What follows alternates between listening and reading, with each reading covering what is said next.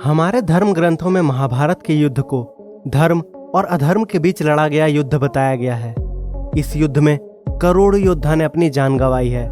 कुरुक्षेत्र में लड़े इस युद्ध की भयावहता का पता इस बात से ही चलता है कि महाभारत के युद्ध के कारण ही आज भी कुरुक्षेत्र की मिट्टी का रंग लाल है। इस युद्ध में भाग लेने वाले कई ऐसे महारथी थे जिन्हें मारना आसान नहीं था, परंतु फिर भी वे मारे गए। इस वीडियो में हम आपको महाभारत की ऐसी ही गाथा के बारे में बताएंगे कि किस प्रकार पांडवों ने युद्ध जीतने के लिए छल कपट का सहारा लेकर ऐसे ऐसे योद्धाओं का वध किया जिन्हें मारना किसी के लिए भी असंभव था। कुरुक्षेत्र का मैदान, जहां करोड़ों योद्धाओं ने धर्म और अधर्म के नाम पर युद्ध में भाग लिया और अपनी जान गंवा दी, इस युद्ध को महाभारत के नाम से जाना जाता है। श्री कृष्ण ने इस युद्ध से पहले अर्जुन से कहा था कि इन योद्धाओं को गौर से देख लो, ये इस युग के सबसे महान और पराक्रमी योद्धा हैं, जो इस युद्ध के बाद शायद ही देखने को मिलेंगे और आने वाले युगों में ऐसे योद्धा फिर जन्म नहीं लेंगे।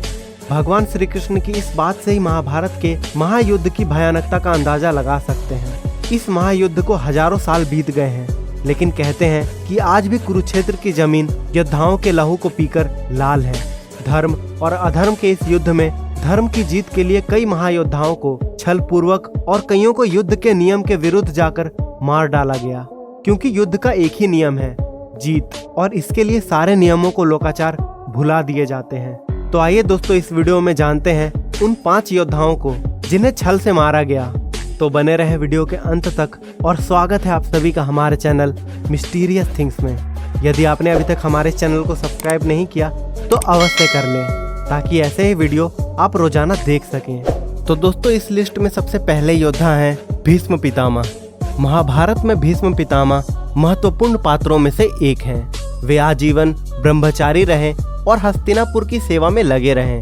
उनके पिता राजा शांतनु थे।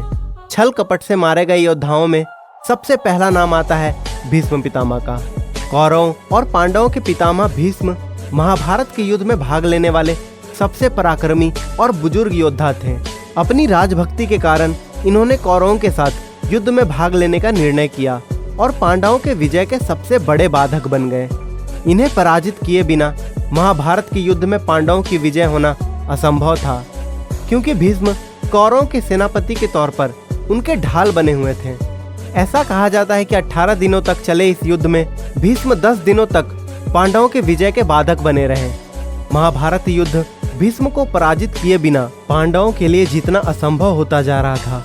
ऐसी स्थिति में श्री कृष्ण की सलाह पर अर्जुन ने श्रीखंडी को ढाल बनाकर युद्ध के 10वें दिन भीष्म को बाणों से छलनी कर दिया, जिसके बाद भीष्म ने बाणों की सैया पर लेटे लेटे महाभारत युद्ध समाप्त होने के बाद अपने प्राण त्याग दिए। इस लिस्ट में दूसरे महायोद्धा हैं द्रोणाचार्य।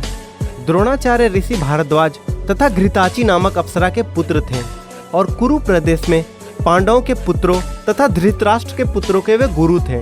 महाभारत युद्ध के समय वो कौरवों के पक्ष के सेनापति थे। भीष्म के बाद कौरवों के सेनापति बने द्रोणाचार्य। भीष्म के समान यह भी पांडवों के मार्ग में बड़े बाधक बने हुए थे। इन्हें भी युद्ध में पराजित कर पाना किसी के लिए भी असंभव था। कौरवों और पांडवों के गुरु द्रोणाचार्य को महाभारत युद्ध में हराना असंभव था। ऐसा माना गया है कि द्रोणाचार्य को केवल उनका शोक ही मार सकता था। भीष्म के बाणों की सैया पर लेटने के बाद गुरु द्रोणाचार्य को कौरवों की ओर से प्रधान सेनापति बनाया गया। सेनापति बनने के बाद द्रोणाचार्य पांडवों की जीत में सबसे बड़े बाधक बनते जा रहे थे। ऐसे में पांडव एक बार फिर श्री कृष्ण की सलाह पर छल का सहारा लिया।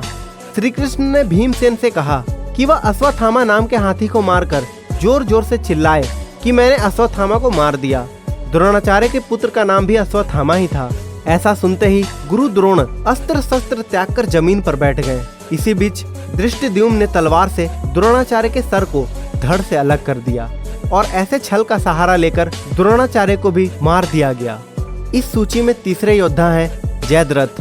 अर्जुन के पुत्र अभिमन्यु को मारने वालों में दुर्योधन के बहनोई जयद्रथ का भी नाम शामिल था। जयद्रथ को अपने पुत्र का हत्यारा मानकर अर्जुन ने प्रतिज्ञा ली कि अगले दिन सूर्यास्त तक जयद्रथ को नहीं मार पाया तो आत्मदाह कर लूंगा।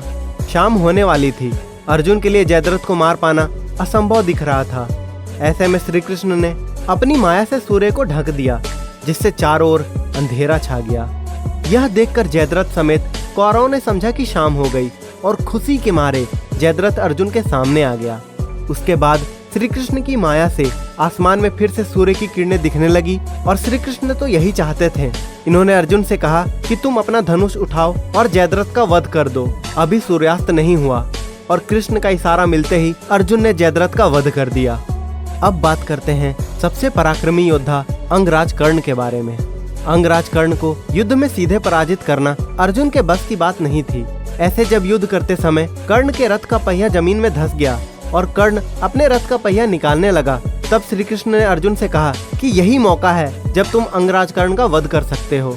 श्री कृष्ण ने कहा कि मुझे पता है कि कर्ण ऐसा योद्धा है जिसे केवल छल से ही पराजित किया जा सकता है। ऐसे में मौका देखकर अर्जुन ने अंगराज कर्ण का वध कर दिया। दरअसल कर्ण की मौत की वजह श्री कृष्ण भी थे। कर्ण के पास देवताओं के द्वारा दिया गया ऐसा शस्त्र था जिसका कोई मुकाबला नहीं कर सकता था। ये दिव्य अस्त्र कर्ण ने अर्जुन के लिए बचा कर रखा था। जब भीम का पुत्र घटोत्कच कौरवों की सेना पर कहर ढा रहा था, तब मजबूरन कर्ण को उस समय दिव्य अस्त्र का इस्तेमाल करना पड़ा। इसके बाद श्री कृष्ण ने अर्जुन को बताया कि अब तुम्हें कोई खतरा नहीं है। कर्ण ने दिव्यास्त्र का इस्तेमाल घटोत्कच का वध करने के लिए कर लिया है। अब तुम कर्ण का आसानी से वध कर सकते हो। इस तरह कृष्ण के कहने पर अर्जुन ने कर्ण को युद्ध क्षेत्र में मार गिराया। इस सूची में अगले और अंतिम योद्धा है दुर्योधन। महाभारत युद्ध के अंतिम योद्धा दुर्योधन का वध भी पांडवों ने छल पूर्वक ही किया था। महाभारत का युद्ध प्रारंभ ही होने वाला था कि गांधारी ने अपने पुत्र दुर्योधन से कहा कि वह गंगा स्नान कर नग्न अवस्था में ही मेरे सामने उपस्थित हो जाए। अपनी माता की आज्ञा पाते ही दुर्योधन गंगा में स्नान करने के लिए चल पड़ा। स्नान करने के पश्चात दुर्योधन नग्न अवस्था में अपनी माता से मिलने चल पड़ा। मार्ग में ही दुर्योधन की मुलाकात श्री कृष्ण से हुई। श्री कृष्ण दुर्योधन को पूर्ण नग्न अवस्था में देखकर चौंक गए। उन्होंने दुर्योधन से कहा, तुम्हें लज्जा नहीं आती? ऐसी हालत में तुम महल की ओर कैसे जा सकते हो? आखिर मामला क्या है? इससे पहले ही दुर्योधन कुछ कह पाता, श्री कृष्ण बोल पड़े, दुर्योधन, पहले तुम बालक थे, किसी भी रूप में अपनी माता के सामने जा सकते थे, लेकिन अब तुम बड़े हो गए हो। माता गांधारी के समक्ष ऐसे जाना अनुचित है। दुर्योधन को श्री कृष्ण की बात सही लगी। उसने अपने कमर के निचले हिस्से को पत्ते से ढक दिया और फिर गांधारी के समक्ष उपस्थित हुआ। जैसे ही गांधारी ने अपने नेत्र खोले, उनकी दृष्टि दुर्योधन के नग्न शरीर पर पड़ी, जिसकी वजह से उसका शरीर वज्र के समान कठोर हो गया। परंतु अफसोस, श्री कृष्ण की बहकावे में आकर दुर्योधन ने अपनी जंघा का हिस्सा ढक लिया, जिसकी वजह से गांधारी की दृष्टि उस भाग पर नहीं पड़ सकी और उसका पूरा शरीर कठोर नहीं हो सका। परिणाम स्वरूप महाभारत के युद्ध के दौरान भीम द्वारा दुर्योधन के जंघा के भाग पर वार करने से ही दुर्योधन की मृत्यु हो गई। जब दुर्योधन ने भरी सभा में द्रौपदी का अपमान किया था, तब भीम ने यह प्रण लिया था कि वह उसकी जंघा पर वार कर उसका वध करेगा। और इसी तरह दुर्योधन की भी हत्या छल से की गई। तो दोस्तों, कमेंट सेक्शन में जय श्री कृष्ण जरूर लिखें और वीडियो पसंद आई हो तो इसे एक लाइक करें और हमारे मिस्टीरियस थिंग्स चैनल को जरूर सब्सक्राइब करें। तो दोस्तों, इसी के साथ अलविदा, लेकिन जल्द ही मिलेंगे एक नई वीडियो के साथ।